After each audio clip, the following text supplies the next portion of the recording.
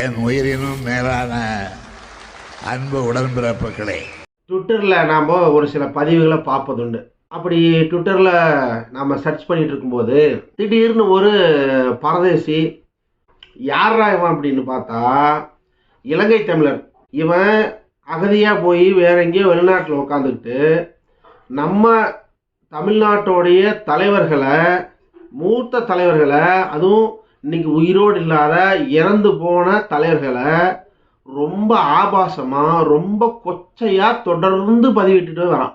சரி, இவன் யாருக்கு சாதகமாக பதிவிடுறான் அப்படின்னு பார்த்தா நாம் தமிழருக்கு சாதகமாக பதிவிடுறான். இங்கிருந்து எங்கேயோ போய் பிச்சை எடுத்து அகதியாக வந்து வாழ்ந்துகிட்டு இருக்கிற இந்த நாய்க்கு தமிழ்நாட்டோட அரசியலுக்கும் இந்தியாவோட அரசியலுக்கும் இவனுக்கு என்ன சம்பந்தம் இருக்குது? இவன் ஏன் நம்ம தலைவர்களை பற்றி பேசுகிறான், என்னென்ன பேசியிருக்கிறான் அப்படிங்கிற எல்லா விஷயங்களையும் ஃபோட்டோ ஆதாரம், அதாவது அவங்க ட்விட்டரில் போட்ட போஸ்ட் எல்லாத்தையுமே வந்து நாம் இன்றைக்கி வீடியோவில் டிஸ்பிளே பண்ண போகிறோம். ஸோ அந்த வீடியோவை கட்டாயம் எல்லாருக்கும் பகிருங்க தயவு செஞ்சு. நீங்கள் திராவிட உறவுகள் மட்டும் தமிழர்கள், அதுவும் இந்தியாவில் வாழும் தமிழர்கள், தமிழ்நாட்டில் வாழும் தமிழர்களுக்கு இது ரொம்ப முக்கியமான வீடியோ. என்னோடய சேனலை சப்ஸ்கிரைப் பண்ணுங்கள்.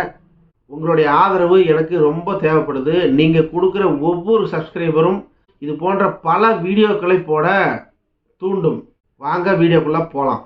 கிருபா கணேசன் அப்படிங்கிற ஒரு நாய் ஃபோட்டோ போடுறேன் பாருங்க. இவன் ட்விட்டரில் கிட்டத்தட்ட ஒரு 2 வருஷ காலமாகவே ரொம்ப ஆபாசமாக பல பதிவுகளை போட்டுட்ருக்கான்.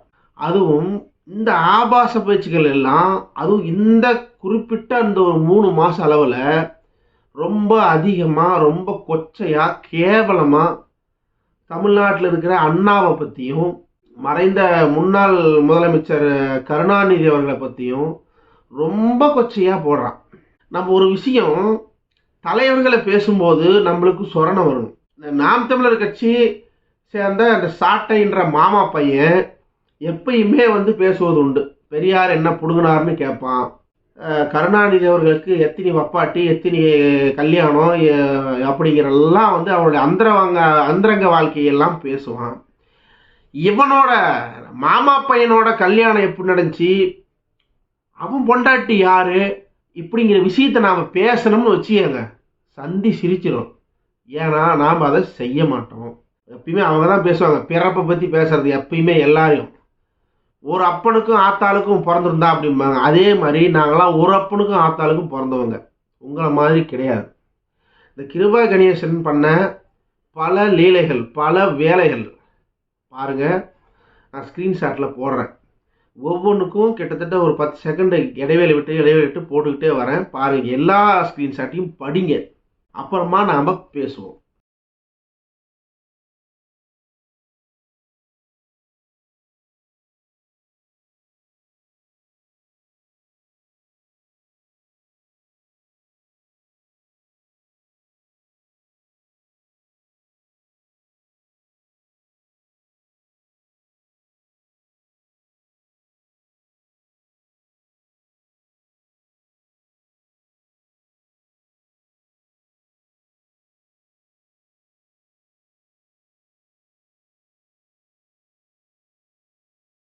பார்த்துட்டிங்களா? இப்போது நம்ம தமிழ்நாட்டில் இருக்கிற தலைவர்களை லேசாக பேசிட்டு போயிடுறான். இவனுக்கும் இந்த தலைவர்களுக்கும் இவனுக்கும் தமிழ்நாட்டுக்கும் எந்த ஒரு சம்மந்தமும் இல்லை.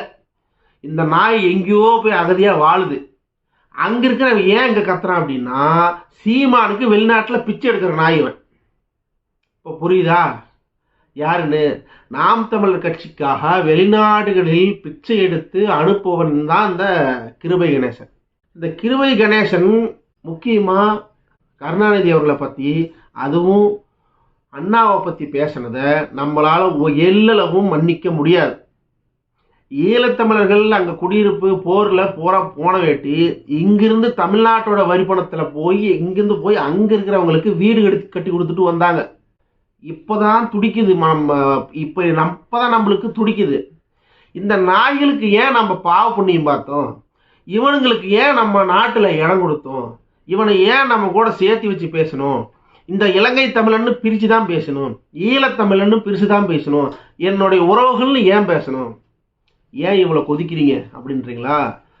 தமிழ்நாடு அப்படின்னு கௌரவமாக இன்னைக்கு நாங்கள் அழைக்கிறதுக்கான ஒரே ஒரு ஆள் அண்ணா. அவரையும் நீங்கள் கொச்சையாக பேசிட்டீங்க. தமிழர்களுக்கு பல நன்மைகளை செஞ்சவர் முத்தமிழ் அறிஞர் டாக்டர் கலைஞர் அவர்கள்.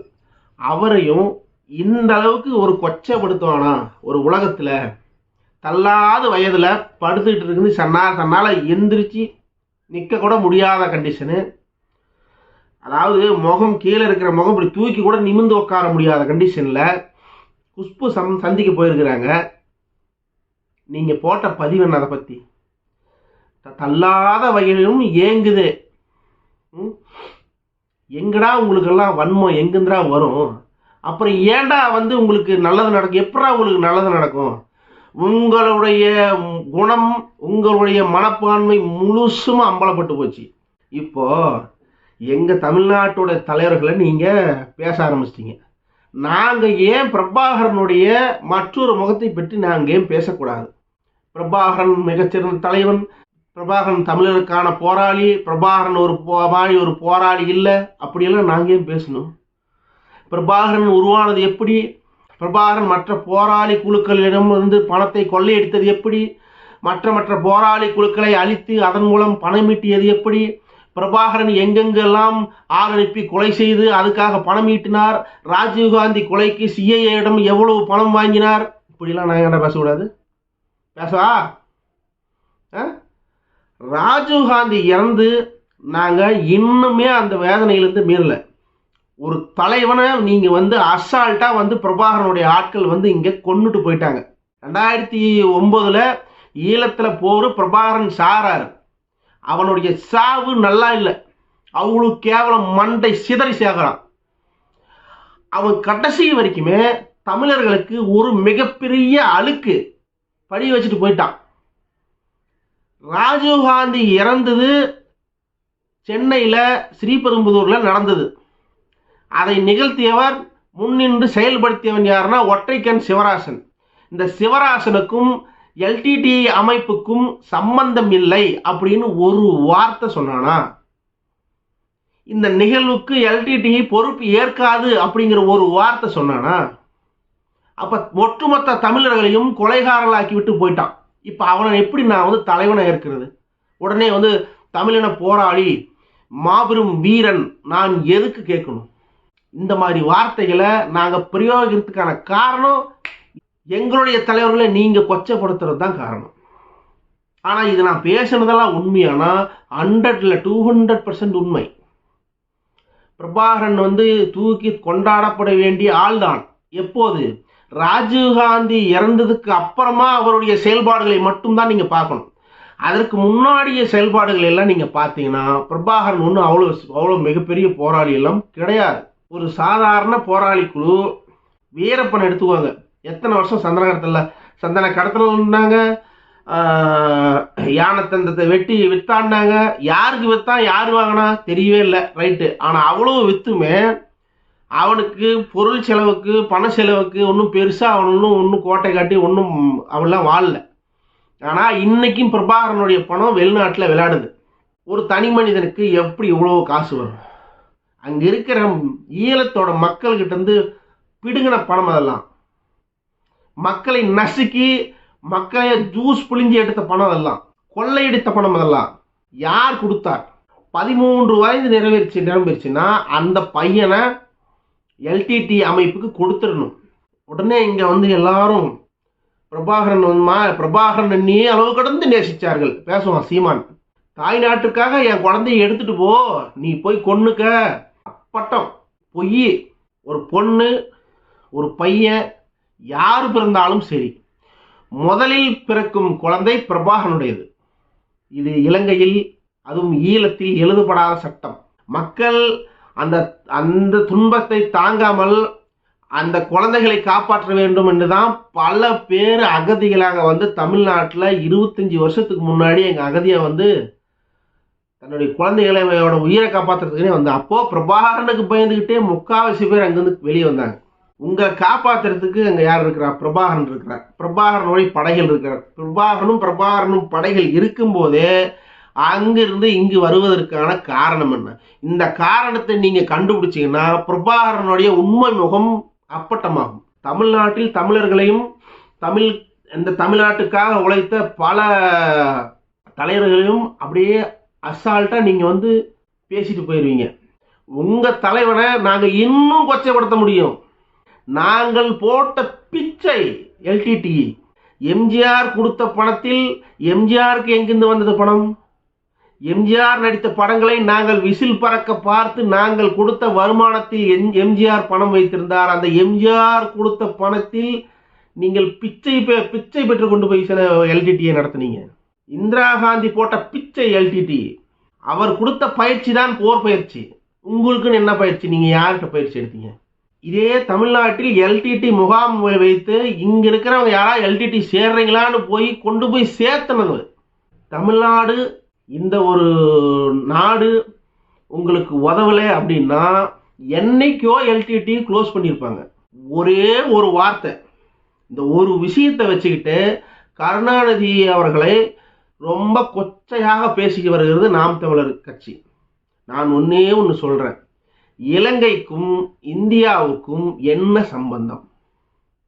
நீ ஒரு மொழி பேசுகிறாய், நான் ஒரு மொழி பேசுகிறேன் என்றால் சம்பந்தம் இல்லை. ஆனா நீ பேசுகிற தமிழ் மொழியும் நான் பேசுகிற தமிழ் மொழியும் ஒன்றே, 2 பேரும் ஒரு மொழி பேசுபவர்கள் என்ற ஒரு விஷயத்தை தவிர எனக்கும் அவனுக்கும் என்ன உறவு இருக்கிறது? அங்கு போர் நடக்கிறது 2009. அந்த போரை நிறுத்தணும், இல்லைன்னா பிரபாகரன் செத்து விடுவான், ஈழம் அழிந்து போயிடும், எல்டிடி சுத்தமா குழி தோண்டி புதைச்சிருவாங்க. அதை கருணாநிதி தடுக்கலையாம். அவர் எப்படி தடுப்பார்? அவர் ஏன் தடுக்க வேண்டும்? அவர் ஒரு சாதாரண பிராந்தியம், தமிழ்நாடு என்ற பிராந்தியம் இந்தியாவில் ஒரு சிறிய இடம், இதுக்கு சீஃப் மினிஸ்டர். அவர் எப்படி வெளியுறவு கொள்கையில் தலையிட முடியும்? அதுவும் வெளிநாட்டில் ஒரு போரை, அந்த போரை கருணாநிதியால் தடை செய்ய முடியும் என்று நம்புறான் பாரு. அவனாட்டம் ஒரு பரதேசி உலகத்துல எவனும் கிடையாது. அடிமுட்டாள்கள். காங்கிரஸ் தான் அனுப்பிச்சு போர் விமானம் அனுப்பும். குண்டுமலை பொழிஞ்சது இந்தியாவில் தான் போடும். இலங்கை நட்பு நாடு. இலங்கையில் ஒரு போராளி தீவிரவாத குழு இலங்கை மக்களுக்கும் இலங்கை அரசாங்கத்திற்கும் இடையூறு என்றால் இலங்கை தன்னுடைய நட்பு நாடை அணுகும், நட்பு நாடு கொடுக்கும். உனக்கு தெம்பு திராணி தைரியம் இருந்தா நீ நின்று ஜெய். அதுக்கு கருணாநிதி தான் காரணம். கருணாநிதி என்ன எடுத்துட்டு போய் உங்கள் துப்பாக்கி எடுத்து பிரபாகரன் மண்டையில் வச்சு சுட்டாரா? அழுத்தம் கொடுத்திருக்க வேண்டும். கட்சி டிசால்வ் அவசியம் இல்லடா. நீங்க தான் ஆணுமத்தை போய் ஒருத்தனோட சேர்ந்து உங்களால ஒன்றி போய் வாழ முடியாது. நீங்க அடிச்சுக்கிட்டு சாகுறீங்க. நாங்க பண்ண இங்க 70 வருஷமா தனியா ஒரு நாடு, எங்களுக்கு தமிழ்நாடுன்னு தனியா பேர் வச்சு மெட்ராஸ் மாகாணம்னு வச்சுட்டு போன பேரை மாற்றி தமிழ்நாடு என்று பேர் வச்சு அதுக்கு ஒரு பல போராட்டங்களை நடத்தி எங்களுடைய தலைவர்கள் எங்களுடைய வாழ்க்கையை நிம்மதியாக கொடுத்துட்டு போயிருக்கிறாங்க. உங்களுடைய தலைவர் போல உங்களை எல்லாத்தையும் அகதிகளா அங்கங்க போய் வெள்ளக்காரங்கிட்ட குச்சி வச்சு சப்பிட்டு திரியணுன்ற அவசியம் எங்களுக்கு இல்லை. இன்னைக்கு நாங்கள் வெளிநாட்டுக்கு போனால் கௌரவமாக போவோம். உங்களாட்டம் போய் அடுத்தவன் காலில் விழுந்து நாங்கள்லாம் அகதிகள்னு சொல்லணுன்ற அவசியம் இல்லை. ஒருவனுக்காக எல்லா அகதிகளையும் எல்லா இலங்கை தமிழர்களையும் கொச்சையாக பேசுகிறீர்கள், இது தவறு என்று எவனாவது இங்கு பதிவிடுகிறான் என்றால் அந்த கிருபை கணேசன் அவனுடைய செயலை ட்விட்டரில் போய் பார்த்துட்டு அதுக்கப்புறம் இங்கே பேசுங்க. ஒரு பானை சோற்றுக்கு ஒரு சோறு பதம். நீங்கள் பிரிவினைவாதிகள், நீங்கள் போராளிகள் அல்ல. மக்களோடு மக்களாக சேர்ந்து வாழ தெரியாத ஜந்துக்கள் நீங்கள். இஸ்லாமியர்களை கொன்று குவித்தவர்கள் எல்டிடியினர். நான் சொல்லல. மரியாதைக்கும் மதிப்புக்கும் உடைய பழனி பாபா அவர்கள் சொல்லிட்டு சேர்த்திருக்கிறார். அவருடைய உரைகளை பல உரைகளை இது எல்டிடியை பத்தி அவர் வச்சது. இஸ்லாமியர்களை கொன்று குவித்தீர்கள். அப்ப இஸ்லாமியன் தமிழன் இல்லையா? அவன் தமிழனாக இருந்த போதிலும் அவனை கொன்றுக்கிறீங்க. உங்களை பத்தி நாங்க வைக்கிறது கேள்விகளும் தமிழ்நாட்டில் இருக்கிற தோழர்கள் ஐநாவில் பேசுகிறார்கள், இந்தியாவில் இருக்கிறவங்க ஐநாவை சப்போர்ட் பண்ணாதான் உங்களுக்கு ஈழம் கிடைக்கும், சரிம்மா? அப்போ நீங்கள் இந்தியாவில் இருக்கிற தமிழ்நாட்டில் இருக்கிற அரசியல்வாதிகளை சாதாரண ஆட்களாக நீங்கள் நினைத்து கருணாநிதியை ஒரு ஜஸ்ட் லைக் தட் அப்படின்ற மாதிரி நீங்கள் கடந்து போகிற மாதிரி அவர் நீங்கள் பேசணுங்கிறது அறிவியலி செயல். இந்தியாவினோட அரசியலையும் இந்தியாவில் யார் அரசியல் ஆள வேண்டும் என்று முடிவு எடுப்பவர்கள் கருணாநிதி அதை எடுப்பார். ஒவ்வொரு வாட்டியும் அதை சாதித்து காட்டியவர். பாஜக தத்தளித்து கொண்டிருக்கும் போது அன்றைக்கு வாஜ்பேயி தன்னோட 5 ஆண்டு ஆட்சியை ஆள வைத்தவர் கருணாநிதி. தமிழ்நாட்டுக்கு வந்த அகதிகளை எல்லாரையும் எல்லாருக்கும் ஈழத்தமிழர் குடியிருப்புன்னு கட்டி கொடுத்து அவங்களுக்கு எல்லா நல்லது கட்டதையும் செஞ்சு கொடுத்தவர் கருணாநிதி. ஆனா இன்னைக்கு நீங்க பேசுற பேச்சு சீமான் என்ற ஒரு அரக்கிற்கனை நம்பி நீங்கள் செய்கிற செயல் என்று சொல்லிக்கொண்டு என்னுடைய பதிவை நிறைவு செய்கிறேன். தமிழ்நாடு தமிழருக்கு என்று சொன்ன அண்ணாவுக்கும் தமிழருக்காகவும் தமிழர்களுக்காகவும் பாடுபட்ட அவரை பற்றி அதுவும் ஆபாசமாக எழுதுகிற இந்த போன்ற ஆட்கள் அவர்கள் நாம் தமிழர் உறவுகள் என்பதுதான் மிகவும் மிகவும் கேவலமான ஒன்று. அதனால் நாம் தமிழர் கட்சியை பாடம் போட்ட வேண்டும் 2024. என்னுடைய வீடியோவை தொடர்ந்து பாருங்க. நான் அடுத்தடுத்து பதிவுகளை பதிவிட வேண்டுமென்றால் உங்களுடைய ஆதரவு எனக்கு தேவைப்படுகிறது. தொடர்ந்து பாருங்கள். நன்றி, வணக்கம்.